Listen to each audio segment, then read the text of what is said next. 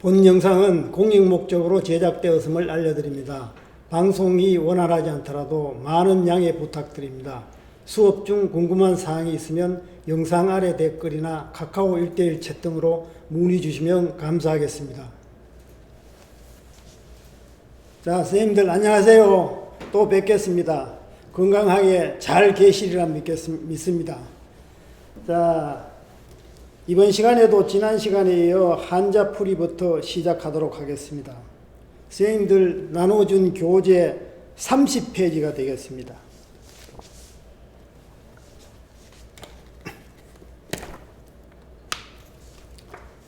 얽힐 규자부터 하겠습니다.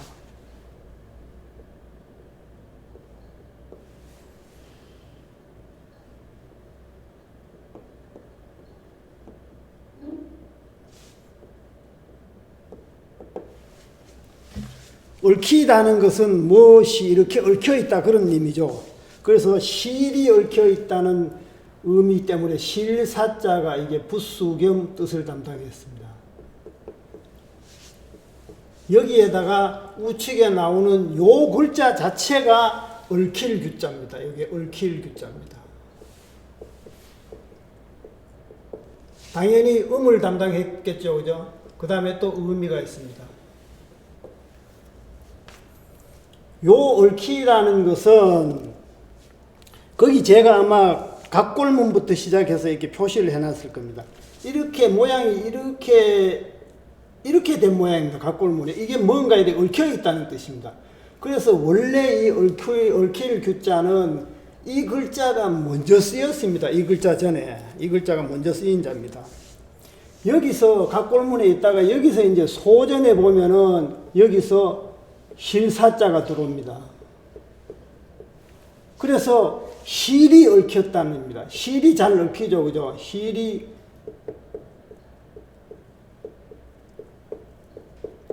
실이 얽히다는 의미를 나타내기 위해서 소전에서 실사자를 넣어서 뜻을 명확하게 했습니다. 그 사례를 한번 보겠습니다.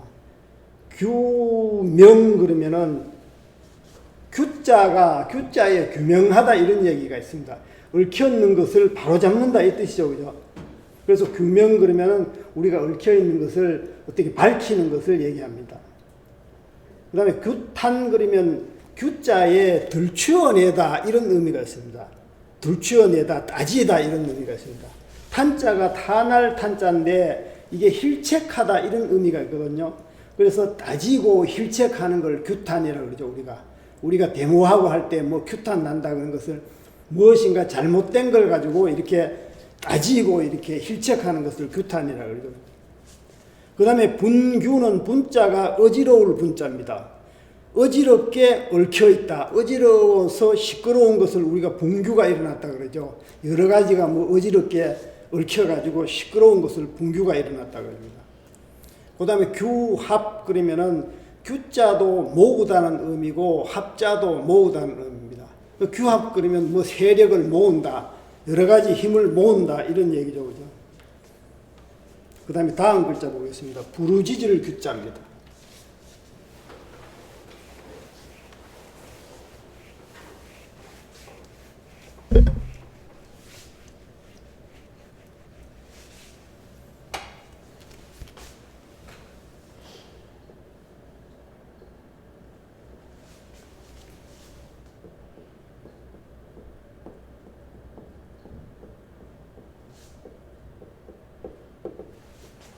부르짖을 때는 뭐로 부르짖습니까? 그죠? 입으로 부르짖잖아요. 그죠? 목소리로 부르짖기 때문에 이 꾸자가 부수 겸 여기에 뜻을 담당했습니다. 그 다음에 뒤에 글자는 방금 제가 말씀드렸기 때문에 요거는 뭐 쉽게 이해가 갈 겁니다. 얽힐 규자입니다.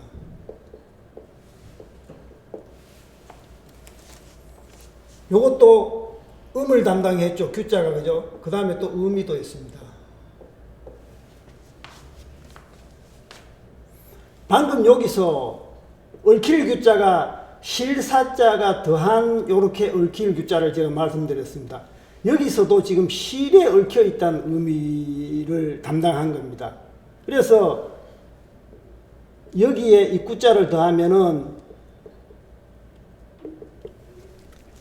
실에 묶여 있는 사람이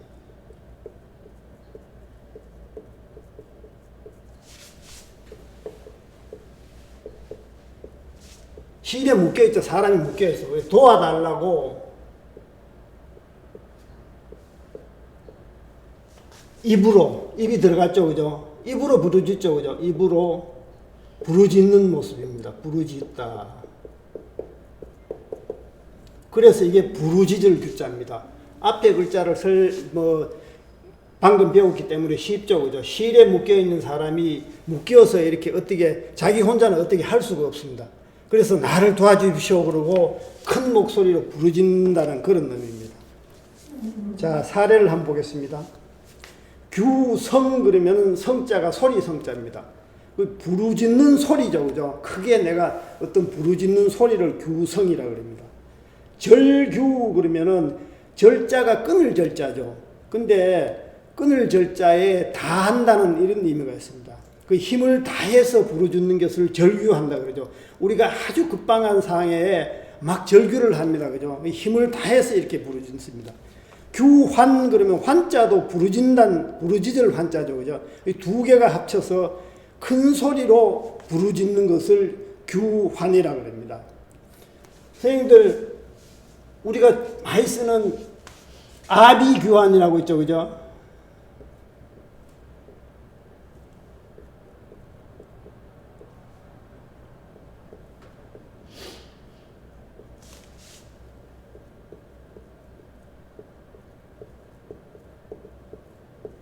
아비규환입니다. 요 규환 그때 이게 부르짖는다는 의미거든요. 그 아비규환은 예를 들면 뭐 이태원 사고 이렇게 나고 말이지 지진이 일어났을 때 사람이 아주 급박한 상황에서 아비규환이라는 말을 쓰잖아요, 그죠? 이 아비규환이라는 것은 아주 급박한 상황, 가장 최악의 상황을 얘기를 합니다. 이건 불교 용어입니다. 불교에 그 8가지 제목이 있습니다. 8가지 제목 중에서 가장 큰 제목이 아비죄고, 그 다음에 규환죄는 4번째 죄입니다.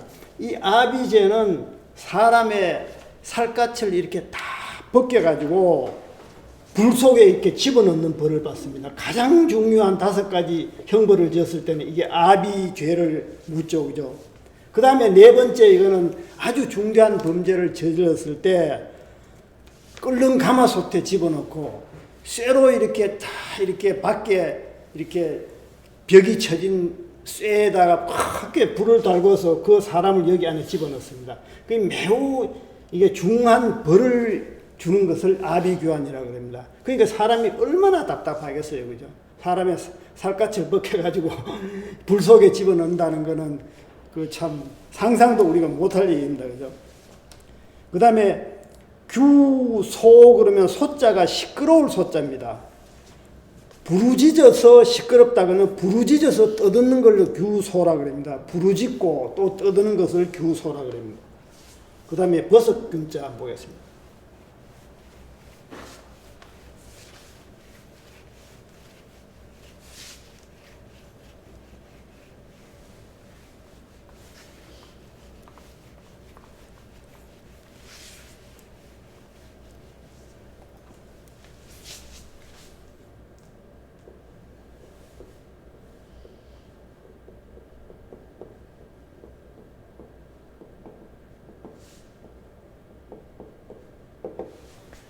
버섯이니까 식물을 얘기하죠, 그죠? 식물이라든가 꽃을 얘기할 때는 다 이게 불초배언을 들어간다 그랬습니다. 그래서 불초배언이 이것이 뜻을 담당했습니다. 부수 겸 뜻을 담당했습니다. 밑에 있는 것이 이게 곶집 균자입니다.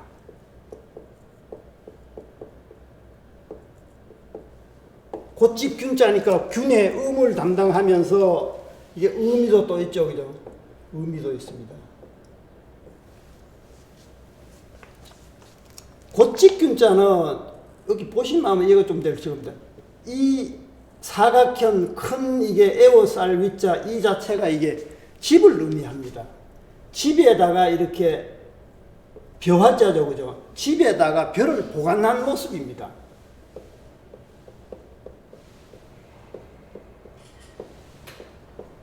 벼를 보관한 모습입니다.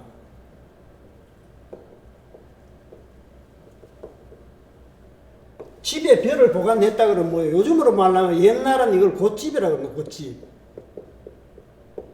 요즘으로 말하면 창고를 얘기하죠, 그죠? 창고를 얘기합니다.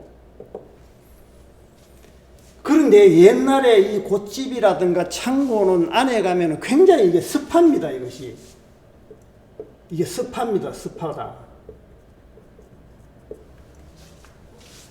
그래서 여기에 풀초차를 더하면 습한 곳에서 자라는 게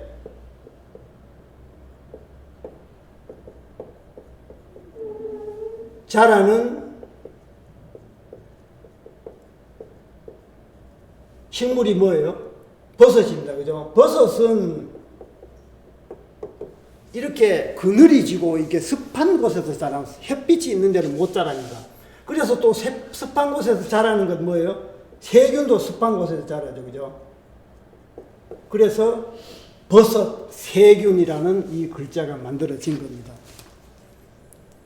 자, 사례를 한번 볼게요. 균산 그러면 산자가 우산산자죠. 그죠?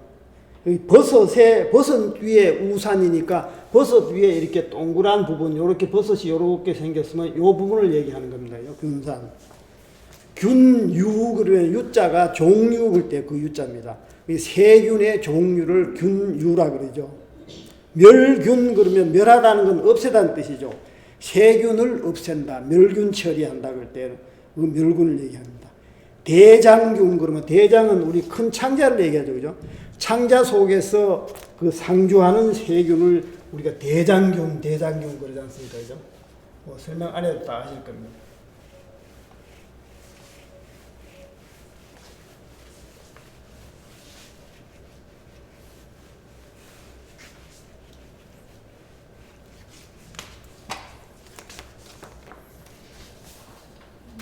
자, 그 다음 글자 한번 보겠습니다.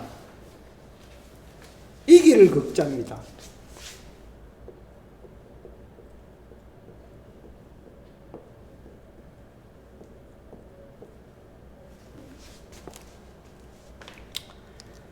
이길 극자는 이게 회의문자입니다. 글자 두 개의 뜻을 이렇게 모아서 글자를 만든 걸 회의문자라고 그러죠. 그죠? 회의문자입니다. 그러면 이길 극자의 위에가 이게 옛꽃자죠. 그죠? 옛꽃자입니다. 옛꽃자와 이게 부수자입니다. 그죠? 어진 사람 인자입니다.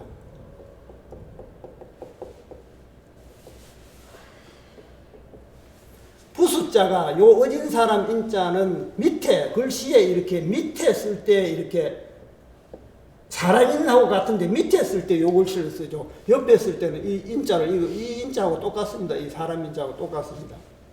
그러면은 옛꽃자는 어떻게 해요? 열십자 플러스 입구자입니다. 여기는 이 글씨가 무슨 의미를 하나 그러면 여기 이렇게 입이 이렇게 있습니다. 이 열십자는 모양자인데 여기서 방패를 얘기합니다. 방패. 이렇게 방패를 얘기합니다. 이게 방패를 의미합니다. 방패라는 것은 어떨 때 사용하여? 전쟁 때 싸움 날 때 싸죠. 이게 전쟁을 의미합니다. 이거는 말하다 의미죠. 그죠? 입이니까. 그래서 전쟁 얘기를 하는 겁니다. 전쟁 얘기를 입으로 말한다가 전쟁 이야기를 하는 모습입니다. 근데 현재 전쟁 이야기가 중국에서 하는데 중국에 전쟁이 일어나는 것은 굉장히 오래전에 전쟁 얘기를 하는 겁니다. 전쟁이 오래전에 났기 때문에 오래전 전쟁 얘기입니다. 오래전에 전쟁 얘기니까 뭐예요? 이게 오래다. 그 다음에 이게 옛날이다. 이런 의미가 들어간 겁니다. 옛날. 그래서 옛꽃자가 된 겁니다. 근데 여기에 이 사람이나 여기서는 사람 의미입니다. 그죠? 사람을 더하면 어디?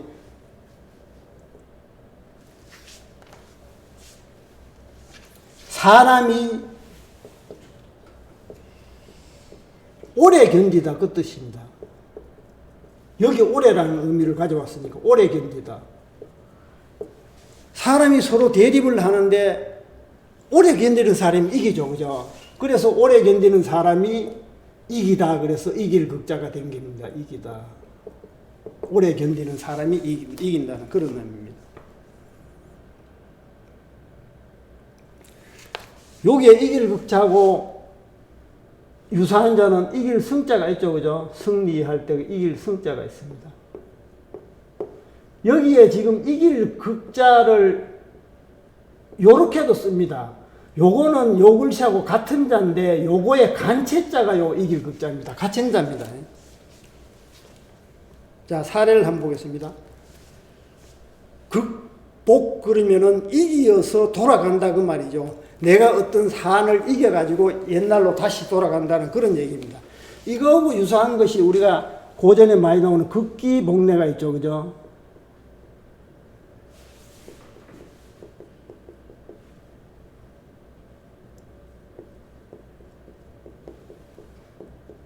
극기복례가 있습니다. 여기에서 자기를 이긴다, 자기를 이겨서 예로 돌아간다. 그 말은 자기의 사심을, 자기 사욕을, 자기 스스로 다 이렇게 돌을 닦아서 자기 사심을 이겨서 예로 돌아간다. 그 얘기입니다. 그러니까 지금 여기 사례에 나오는 극법도 자기가 이겨서 돌아간다는 거니까 이거를 줄임말로도 보면 됩니다. 뭐 꼭 같은 얘기는 아닙니다만. 그러면 극복이라는 것이 또 다른 극복도 있죠. 이겨서 요 극복도 있습니다. 요거는 복종시킨다는 얘기거든요. 이겨서 다른 사람을 이겨서 복종시키는 것을 극복은 이렇게 씁니다. 그 다음에 극감 그러면 감자가 견딜 감이죠, 그죠? 극자도 견디다는 의미가 있습니다. 극감 그러면은 충분히 감당하고 견딘다는 것을 극감 그럽니다. 우리가 무엇이 줄어들어서 굉장히 급하게 감소했다 그럴 때는 극감은 이렇게 쓰죠, 그죠?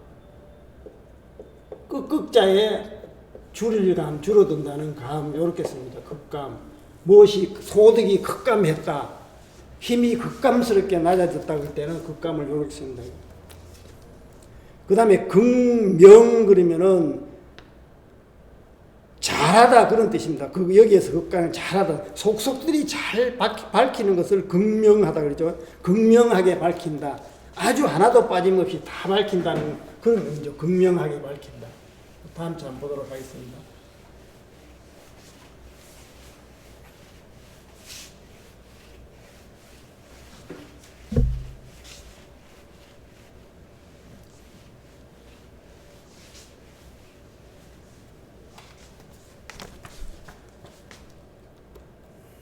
그 다음에 삼갈극자입니다.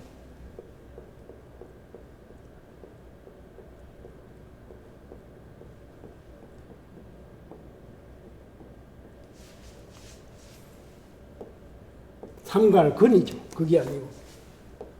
삼가하는데, 삼가하다는 것은 조심하다는 뜻이죠. 그죠? 굉장히 신중하고 조심하게 한다는 그런 뜻입니다. 그럼 말을 조심한다는 의미에서 말씀 은자가 부수겸 뜻을 담당했습니다. 그 다음에 뒤에 글자가 이게 진흙근자입니다. 진흙근자입니다. 근자 음을 담당했죠, 그죠? 의미도 여기 조금 있습니다. 이 진흙근자를 이렇게 소전에 보면 이렇게 표시가 되어 있어요. 이렇게 글씨가 이렇게 쓰여져 있습니다. 요 비슷하잖아요. 요 위에가, 그죠? 요게 사람입니다. 사람인데 여기에 흑토자가 요래 들어가 있습니다. 요 글씨가 요렇게 된 겁니다. 흙 위에, 흙이 있잖아. 흙 위에 사람이 있어요. 사람이 올라가 있는 모습입니다.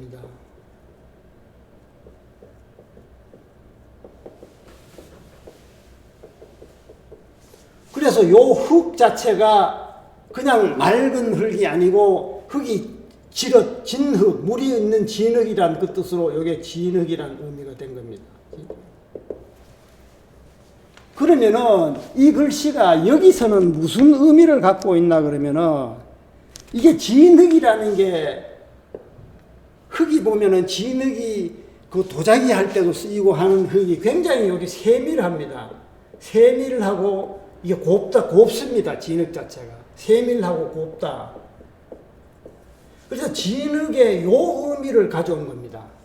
그래서 여기에 말씀 원자를 더해서 요 의미를 가져오면 어떻게 해요?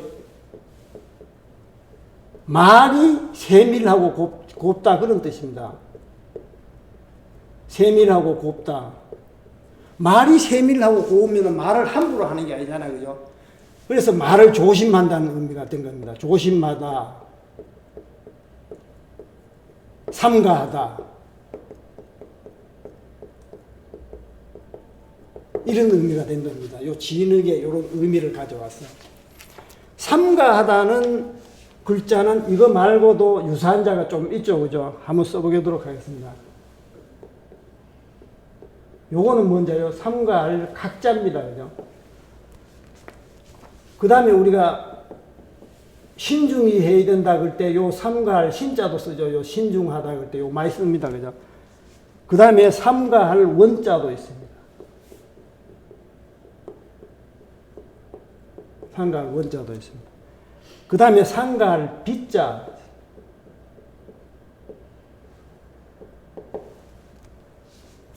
요게 삼가할 빗자입니다. 다 삼가하다는 그런 뜻입니다. 요하고 유사한 자입니다. 자, 사례 한번 보겠습니다. 근신 그러면은 방금 요 의미가 같죠, 그죠? 삼가하다는 뜻입니다. 조심하고 삼가하다는 뜻입니다. 근엄 그러면은 삼가하고 엄숙하다는 뜻입니다. 근엄하면 점잖고 이렇게 엄숙하는 것을 근엄하다 그러죠, 그죠? 근하 우리 많이 씁니다. 삼가 축하한다. 근하신년 많이 쓰지 않습니까, 그죠? 그래서 이 동양고전에서는 말을 조심해서 삼가해야 된다는 말이 굉장히 많이 나옵니다. 대표적인 것이 우리가 교언영색이라는 말을 많이 씁니다. 교언영색. 아마 선생님들 많이 들어보셨을 겁니다. 교언이라는 거 교묘하게, 말을 교묘하게 꾸민다는 거, 꾸며서 말한다는 거야. 뭔가 이게 진실된 말이 아니고 교묘하게 이렇게 꾸며서 말하는 거. 영이라는 것은, 이거 영이라는 것은 다른 자식들의 딸을 보고 영의 그잖아요. 아름답다는 뜻입니다. 얼굴이 아름답다. 말을 교묘하게 끓이고 얼굴에 화장을 하면서 아름답게 이렇게 가꾸는 사람들은 이렇게 인한 사람이 드물다 그랬어요. 인하지 않고 인한 사람이 드물다 그랬습니다. 교원 영색하는 사람은 인한 사람이 드물다.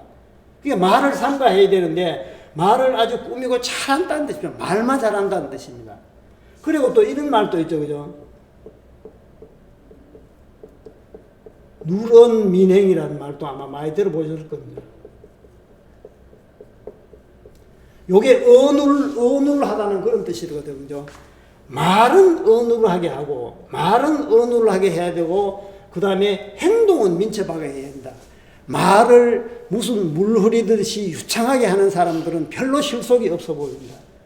근데 이게 실제로 보면 우리가 주위의 친구라든가 이렇게 주위에 아는 사람들 보면은 사업을 하고 이런 사람들이 말을 굉장히 잘하고 장사를 잘할 것 같지만은 실제로 보면 말이 좀 어눌하게 이런 하는 사람들이 장사를 잘하는 사례가 꼭 그렇지는 않습니다. 그런 사례가 많습니다. 그 왜 그래요? 말이 어눌하게 하면은 그 사람이 다른 사람이 보기에 굉장히 좀 진실되게 보이고 그런 면이 있습니다. 그래서 누런민액이라는 거 행동은 민첩하게 해야 됩니다. 이런 것도 동양고전에 많습니다. 근데 말을 조심하라는 얘기는 어쨌든 굉장히 많습니다. 동양고전에. 자, 다음 글자 한번 보도록 하겠습니다.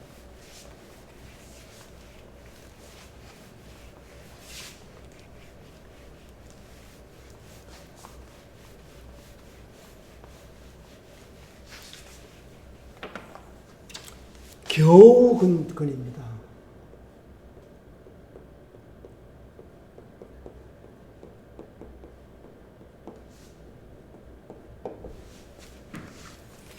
사람이 겨우 되게 가난하게 살아간다는 의미로 사람 인자가요 부수겸 뜻을 담당했습니다. 뒤에 글자는 방금 했죠, 그죠? 진흙 근자입니다.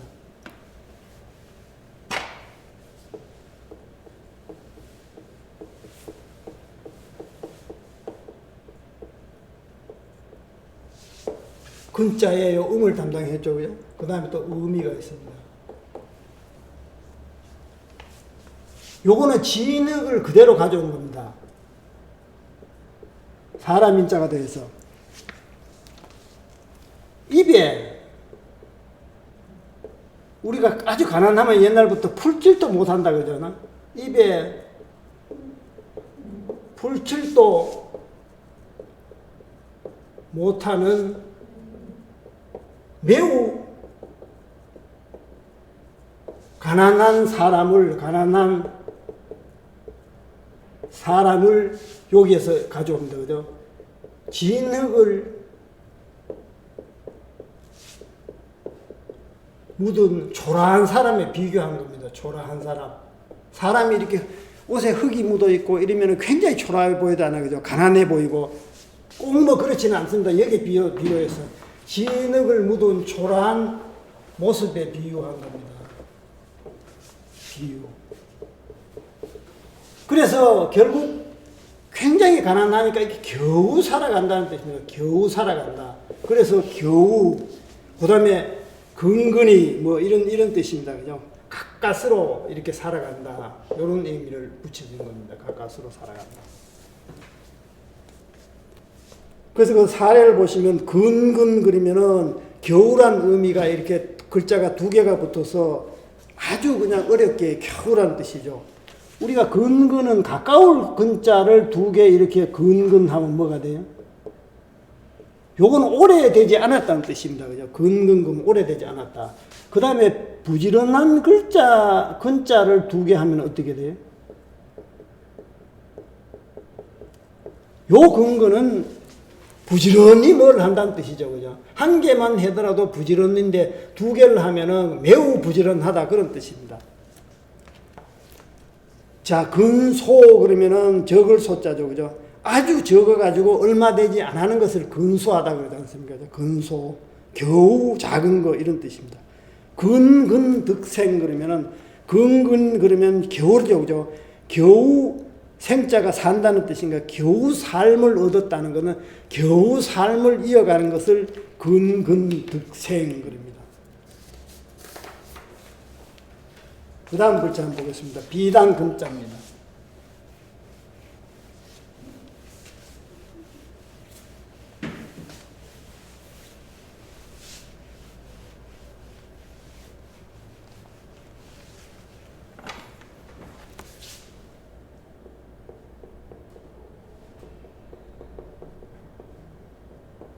비단 금자입니다.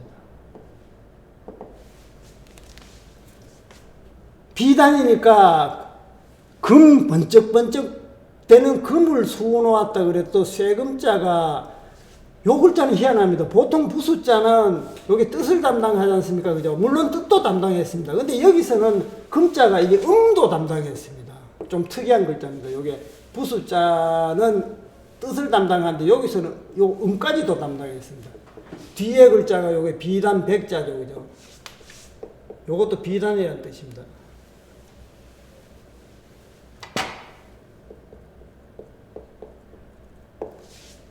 요거는 음은 담당 안 하고 의미는 있겠죠. 그죠? 음은 요 부수자가 담당을 했습니다. 이 비단이라는 것은, 비단백자라는 것은 여기서 뭘 얘기를 하나 그러면은, 누에 꽃이 에서 뽑아낸 흰 천을 얘기합니다. 가공하지 않는 흰 천을 얘기합니다. 요걸 뭐라 그래요? 명주라 그러죠. 그죠? 보통. 명주실이라 그러죠. 명주라 그럽니다. 그러면은 여기에 이게 세금자가 들어가가지고 요 금이라는 의미입니다. 그죠? 번쩍번쩍하게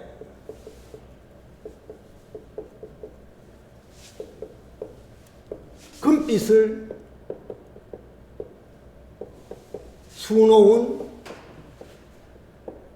수놓은 천이죠. 그죠? 그러니까 이게 비단입니다. 비단이 된 겁니다.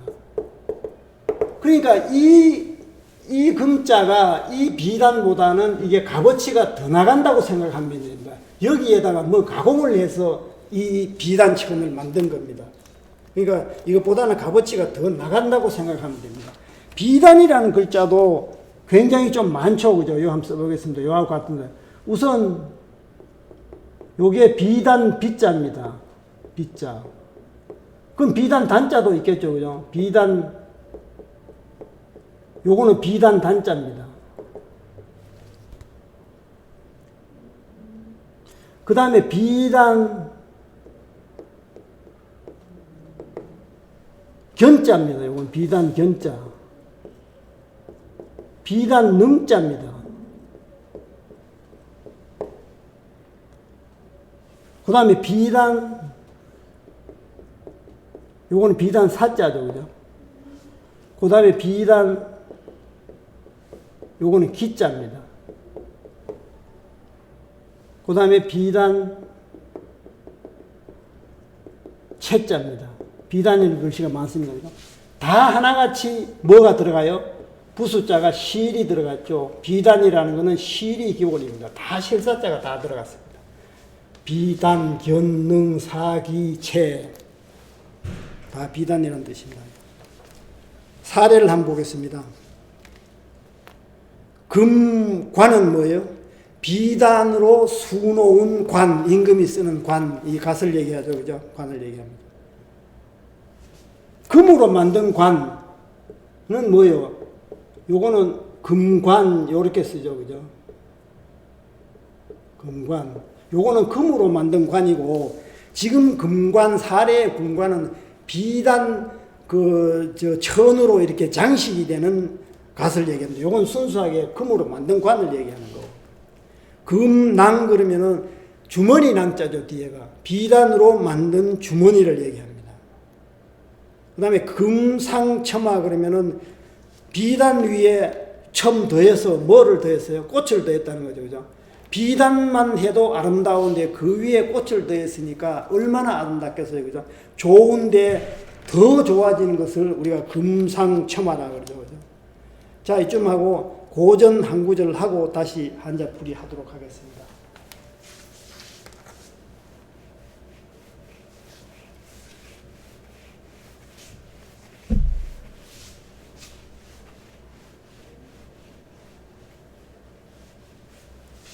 논어에 나오는 고절인데 제가 한번 가져왔습니다.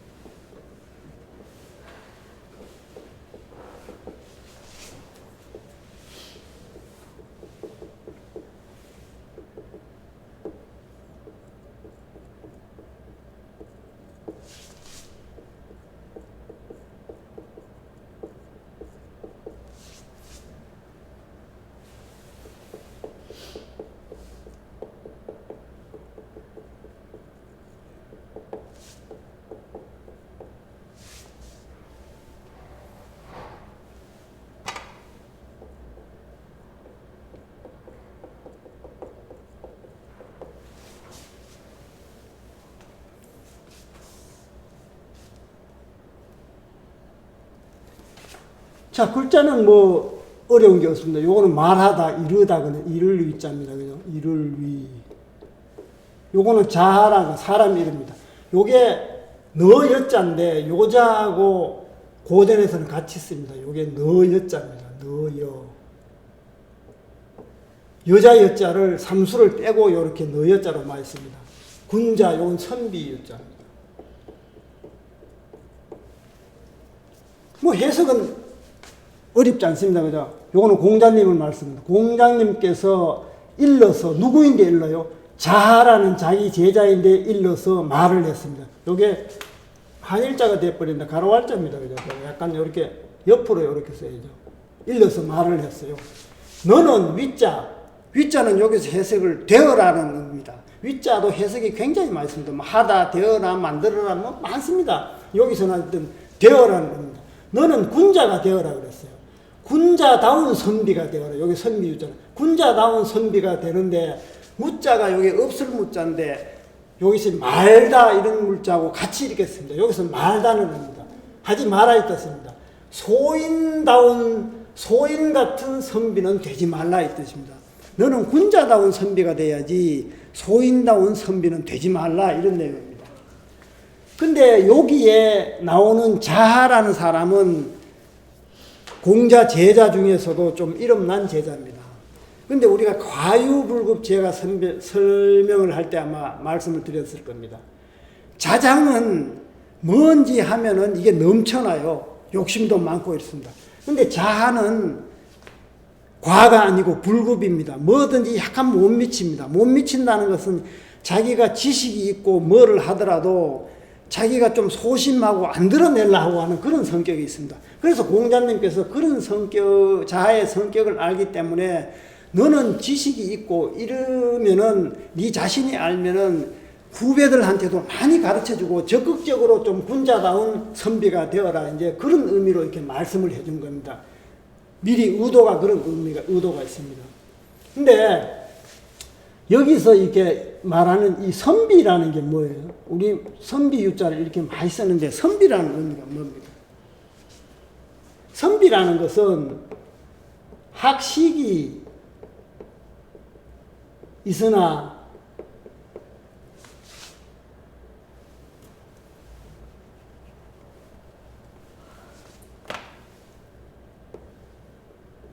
벼슬을 하지 않는 사람을 말합니다.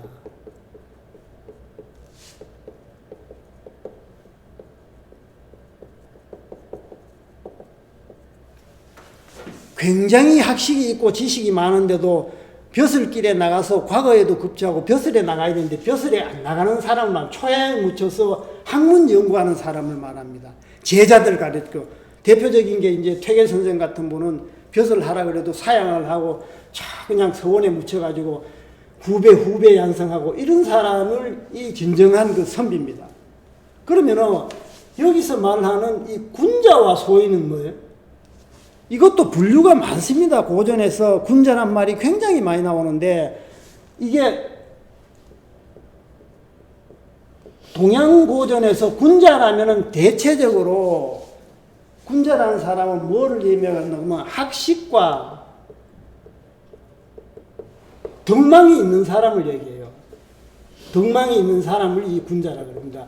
아는 것도 많고 아는 거가 많다고 해서 덕이 다 있는 건 아닙니다. 그죠? 덕이라는 것은 우리가 하늘로부터 물러받은 인의예지신을 잘 실천을 하고 그것을 간직해서 안 잊어버리고 실천을 하는 사람은 덕이 있다 그러지 않습니까? 그죠? 군자라는 것은 대체로 이렇게 해석을 하는데 여기서 그러면 소인하고 군자하고의 이게 구분을 해야 될 거 아닙니까? 어떤 사람이 소인이고 어떤 사람이 군자나 군자라는 것은 학식과 덕망이 있는데 그럼 소인은 뭐냐? 이것이 없는 사람이 소인이죠. 근데 대체적으로 여기서 보면 나누는 것은 군자는 위기지약하는 사람이에요.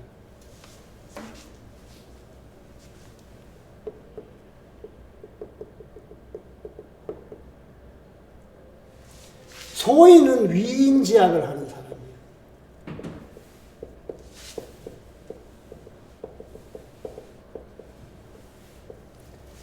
위기지약이라는 것은 자기를 위하는 학문. 이게 반대로 생각하면 자기를 위하는 학문이 소인일 것 같은데 이 자기를 위하는 학문이라는 것은 자기 덕을 쌓고 수양하기 위해서 학문을 하는 그런 의미입니다. 뭐 남민대 보여지기 위해서 하는 학문이 아니고 자기 자신의 인격 수양을 위해서 학문을 한다 그런 뜻입니다. 위인지약에 여기 위인지약이라는 것은 남에게 보여주기 위한 학문이라는 뜻입니다. 소위 말하는 요즘 말하면 간판을 크게 따서 뭐 박사학위를 받았다든가 이런 간판을 크게 따서 난민대 보여주기 위해서 학문을 한다 그런 얘기입니다. 그러니까 이거는 사실은 별 의미가 없는 거죠. 좀 형식적인 학문이죠. 학문이라는 것은 자기 인격 수양을 해서 이것을 난민대에 베푸는 건데 이 학문을 내가 뽐내기 위해서 학문을 하는 건 아니지 않습니까? 그죠? 요렇게도 구분을 하고 이 군자라는 것은 정의로운 사람입니다. 이의를 가진 사람입니다. 근데 이 소인은 같은 요거는 이자입니다. 그죠? 이로울 이자입니다. 자기 이익과 사욕이라든가 이익을 위해서 행동하는 사람이고, 이 사람은 돈이라든가 이런 것보다는 정의를 위해서, 자기 정의를 위해서 살아가는 사람. 여기서는 대체적으로 이제 그렇게 이제 구분을 합니다. 구분을 하는데 또 군자와 소인을 구분하는 것이 여기 말고 이제 동양고전서에 많이 나오는데, 이 사마광이라는 사람이 있어요. 아주 유명한 사람인데, 사마광의 자치통감에 보면 유명한 책이죠, 그죠? 군자라든가 소인이라든가 이 구분 짓는 게 나와 있습니다. 뭐냐 그러면은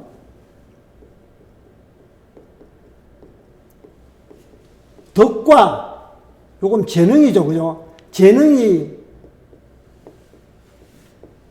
겸해서 완전한 사람, 덕도 있고 재능도 있고 겸해서 완전한 사람, 요거는 성인이라고 구분을 한다.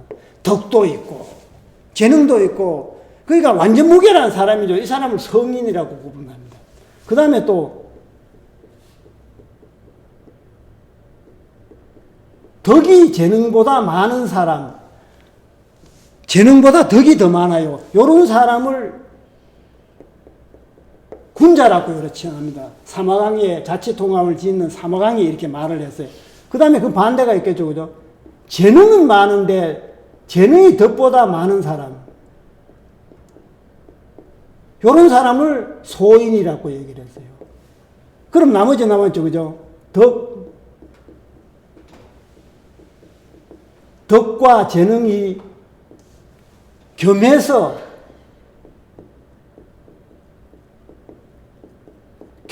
없어요.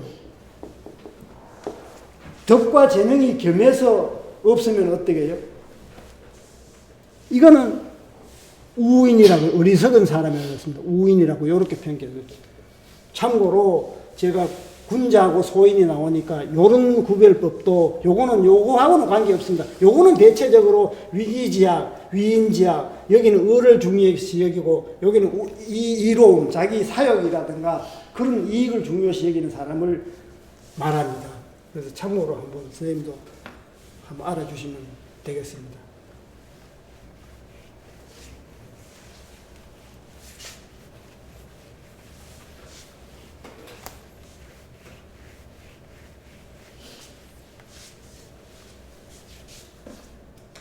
자, 다음 글자 한번 보도록 하겠습니다. 세금자입니다.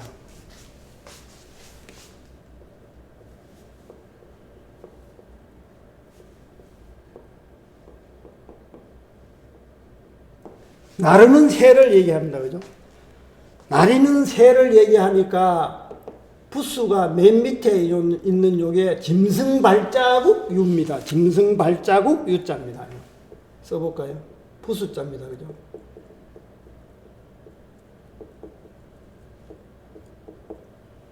요것이 부수 겸 뜻을 담당했습니다. 짐승이니까요. 그 다음에 음을 담당하는 것은 위에 이렇게 보시면 요 세 금자가 있습니다. 이 세 금자가 아니고 참 이제 금자입니다. 그죠? 지금 근데 이제 금자입니다. 여기서는 요것이 음만 담당했습니다. 특별한 의미가 없습니다. 음만 담당했습니다. 금자가 금으로 음만 담당했습니다. 요 글자를 이렇게 자세히 좀 살펴보면은 요게 요 위에 보면 요 부분이 요게 요런 게 있습니다. 그죠? 요게 흉할 흉자입니다.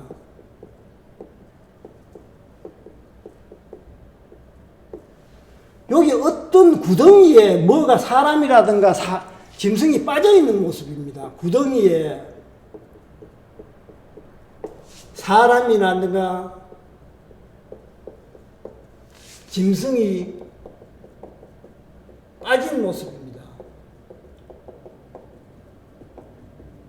구덩이에 뭐가 빠지면은 나오기가 힘드니까 굉장히 이렇게 흉하죠, 그죠? 그래서 이것이 흉하다 이런 의미가 된 겁니다. 흉하다. 그 다음에 죽을 수도 있다, 잡혔다, 뭐 이런 의미도 됩니다. 그런데 여기에 밑에 요 짐승발자국 유죠, 그죠? 짐승발자국 유를 더해서 이런 짐승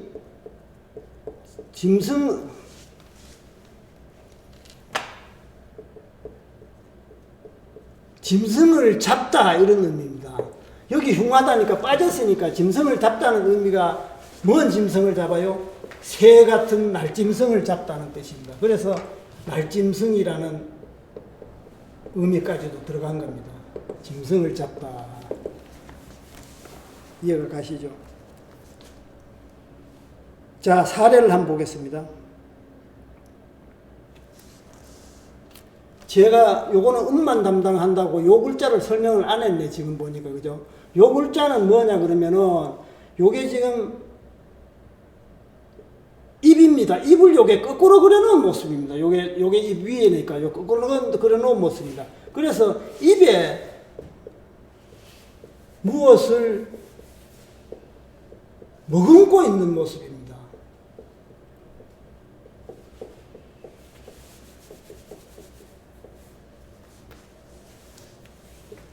그래서 입 안에 무엇인가 하여튼 머금고 있는 모습입니다. 그래서 머금다는 그런 의미가 있습니다. 그런데 요렇게 처음에는 요 글자가 쓰였다가 머금을 함자가 요렇게 쓰죠. 그죠? 요렇게 요게 머금을 함자입니다. 그죠? 요 글자가 머금다는 의미를 대신하면서 이 글자가 가차가 돼 가지고 이제란 뜻이 된 겁니다. 부사는 거의 본 뜻이 없다 그랬죠. 다 가차가 됐다 그랬죠. 그래서 이제란 글씨가 된 겁니다. 자, 사례를 한번 보겠습니다. 금수 그러면 금자는 날짐승이죠. 그죠? 숫자는 길짐승을 얘기합니다. 날짐승과 길짐승을 우리가 짐승을 전부 다 합해서 금수라 그러죠. 그죠? 근데 금수 그런데 금수가 수출을 금지한다 할 때 금수는 어떻게 써요? 요게 금말 금자죠. 그죠?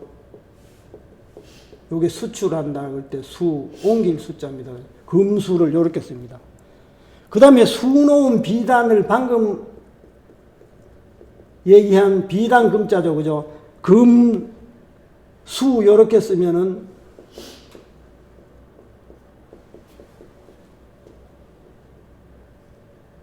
요렇게 쓰면 뭐예요?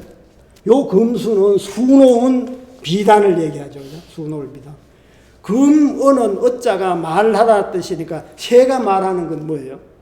새 우는 소리를 금어라 그러죠. 그죠? 새 우는 소리를 금어라. 맹금 그러면 사나울 맹자입니다. 사나운 새, 맹금류 뭐 있습니까? 매라든가 독수리라든가 그런 것을 맹금이라고 그러죠. 그죠? 방금 금어에 고기를 잡지 말라, 금어 할 때는 요렇게 쓰죠. 그죠? 금어. 요렇게 씁니다. 고기 잡는 것을 금지해라. 요 어자는 물 숫자가 붙으면 고기 잡을 어자고 요것이 빠지면은 고기 어자입니다. 요 참고로 하세요. 요거는 고기 잡는다는 의미입니다. 고기 잡는 것을 금지해라. 그런 뜻입니다. 자, 즐길 금자 한 자만 하고 오늘 수업 마치도록 하겠습니다.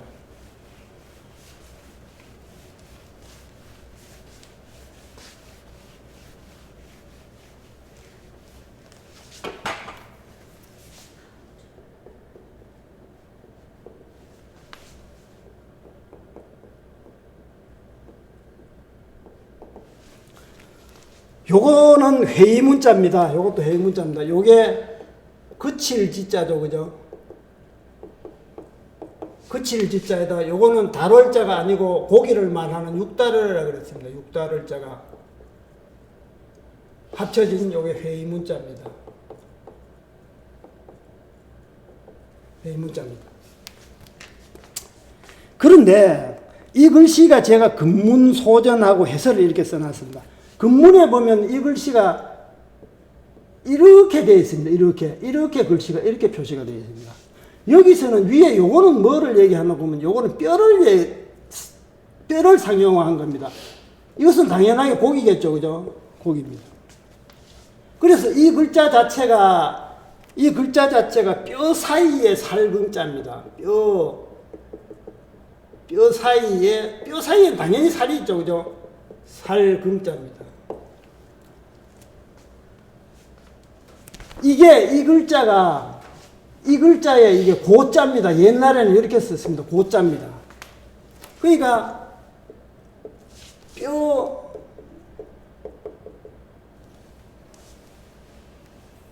뼈와 사람의 뼈와 살이 함께 있는 것은 당연히 함께 있어야 되겠죠. 그죠? 함께 있는 것은 어떻게 해요? 당연하지 않습니까? 그죠? 당연합니다. 뼈만 있고 살만 있으면 사람 못 삽니다. 그죠? 그래서 이게 당연하다는 의미가 있습니다. 당연하다. 그리고 이 뼈와 살이 함께 있는 것은 우리가 다 수긍을 하잖아요. 그죠? 수긍하다. 이런 의미가 된 겁니다. 글자가. 옛날 글자입니다. 이거는.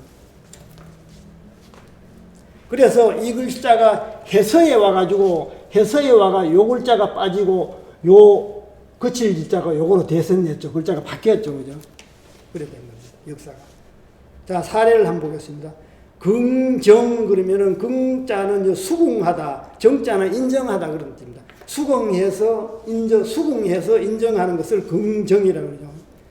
수긍은 머리 숫자입니다.